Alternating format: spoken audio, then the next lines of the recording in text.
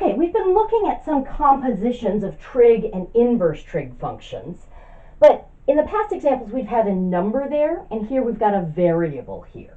So I'm going to just show you how that works.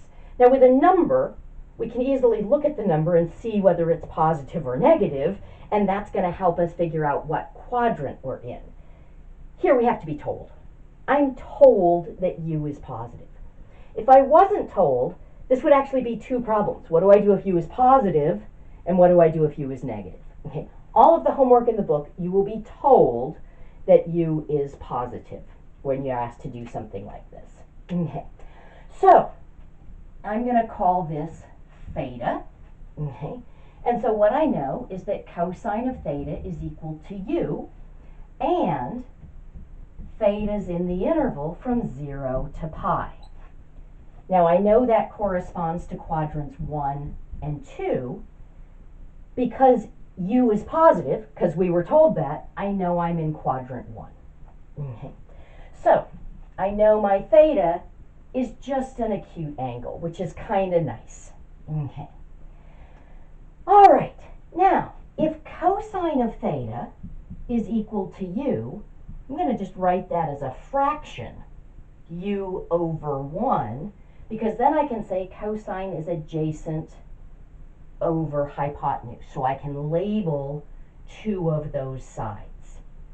And then I want to try to find the opposite side. So I'm going to say u squared plus p squared equals 1 squared. Now I'm trying to solve for p. I'm going to describe p in terms of u. Okay, so I would say p squared is 1 minus u squared, and p would be the positive square root of 1 minus u squared. Okay. Again, algebraically, that would have two answers, but I'm solving for a side length, so I'm going to take the positive root. Okay, so I've got now, this is root 1 minus u squared. So now, when I take sine of theta, which is what I'm doing here, I say, okay, I'm in quadrant 1, so sine is positive, and I'm going to just take opposite over hypotenuse, so that would be root 1 minus u squared over 1. And of course, if I've just got 1 in the denominator, I don't need to write it as a fraction. This is just root 1 minus u squared, which is kind of nice. Okay. Now, it does turn out, if u was negative, then I'd have cosine of theta was u, which would be negative. Then I'd be in quadrant 2.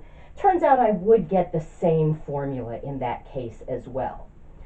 But I mentioned when we were looking at the rules for restricting the domains for our inverse trig functions to make things invertible, that not everybody agreed on the rules.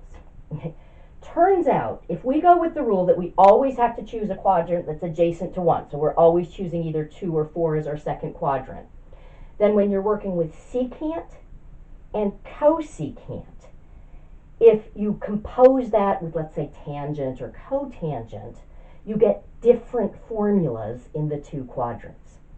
Whereas if you used a different definition and allowed your second quadrant to be quadrant 3, you would get the same formula for all compositions like this.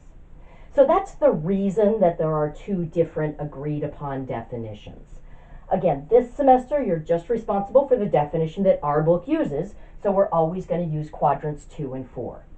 And you will be asked to simplify some things like this in the homework and possibly on quizzes and exams, but you will always be told that u is positive. So you're only responsible for that case. Okay?